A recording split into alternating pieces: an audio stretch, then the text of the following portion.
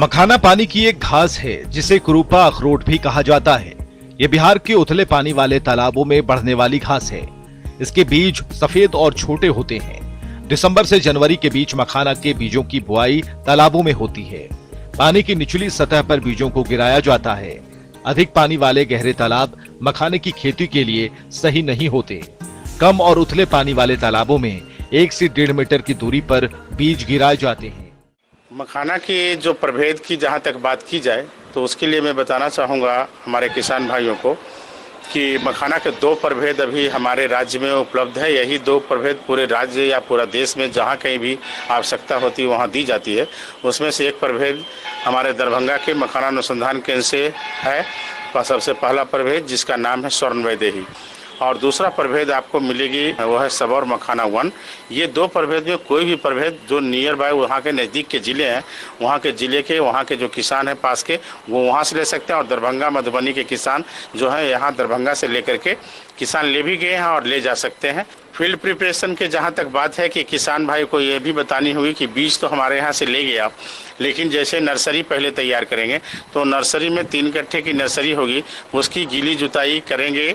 जैसे धान के लिए आप नर्सरी तैयार करते हैं ठीक उसी प्रकार से उसकी भी तैयारी करेंगे, लेकिन उसके साथ वहाँ पर गीली जुताई करने के समय में आपको 2.5 kg प्रति कट्ठे के हिसाब से यूरिया रहेगा, 2 kg DAP और 1 kg पोटास।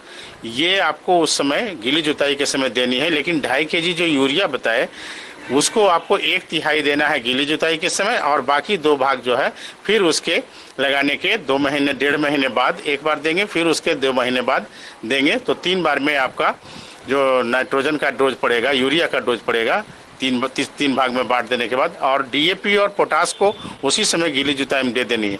दूसरा, गीली जुताई के समय में उसमें कीड़े बाद में जड़ में कम लगे, उसके लिए बहुत ज़रूरी है कि हम वहाँ नीम की खली भी, जो कि जिसकी की मात्रा महुआ की खली मिल जाए या करंज की खली मिल जाए, तो उसकी कुल मात्रा मिला के होनी यही चाहिए कि 8 क्विंटल ये जो खली है उसका प्रति हेक्टेयर 2.5 हेक्टेयर की दर से रेट में हमको 3 कट्ठे में, या जो नए खेत तैयार करेंगे जहाँ पर कि फिर हम पौधा निकाल के लगाएंगे उसकी भी इसी तरह से गीली जुताई और ये खली, और थोड़ा उसमें आपको जो डालना है कि नीम का तेल भी डाल सकते हैं गीली जुताई करने के समय, तो उससे भी थोड़ा पेड़ में जो पौधे हैं जड़ हैं उसमें कीड़े नहीं लगते। 1 हेक्टेयर तालाब में 80 किलोग्राम बीज बोए जाते हैं। अगर खेत में मखाने की खेती करनी है तो इसके लिए सबसे पहले खेत की गहराई जुताई कर लें। इसके बाद खेत में फसल अवशेष और खरपतवारों को निकालकर बाहर कर दें, और 2 से 3 जुताई करने के बाद खेत में 2 फीट तक पानी भर दें। इसके बाद तैयार पौधों की खेत में रोपाई करें।